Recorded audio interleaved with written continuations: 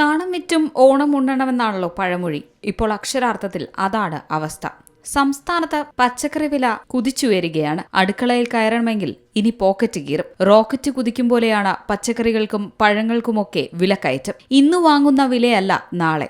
ദിവസേന വില കുത്തനെ ഉയരുകയാണ്. ഓണത്തിന് ദിവസങ്ങൾ മാത്രം ബാക്കി നിൽക്കെ പച്ചക്കറി വില വർധന സാധാരണക്കാരെ വല്ലാതെ വലയ്ക്കുന്നുണ്ട്. 1-2 രൂപയല്ല കൂടുന്നത്. കഴിഞ്ഞ ഒരാഴ്ചക്കിടെ പച്ചക്കറികൾക്ക് വർധനയുണ്ടായത് 8 രൂപ മുതൽ 30 രൂപ വരെയാണ്. സംസ്ഥാനത്ത് പലയിടത്തും മുരിങ്ങയ്ക്കും ക്യാരറ്റിനും വില സെഞ്ചുറി പിന്നിട്ടു. 60 രൂപയായിരുന്ന പാവയ്ക്കിപ്പോൾ വില 90, ഉള്ളിക്ക് 38, ഉരുളക്കിഴങ്ങിന് 33, വെണ്ടയ്ക്ക് 55, പയറിന് വില 74, ചേനയ്ക്ക് 65, വെള്ളരിക്ക് 32, ക്യാബേജ് 48, മത്തന് 38, ബീൻസിന് 95. ഇങ്ങനെ നീളുന്നു പ്രധാന പച്ചക്കറികളുടെ വിലവിവര പട്ടിക. സംസ്ഥാനത്ത് പല ജില്ലകളിലും കനത്ത കൃഷിനാശമാണ് സംഭവിച്ചത്. വിവിധ മലയോര മേഖലകളിലെ ഭൂരിഭാഗം കൃഷിയും നശിച്ചു.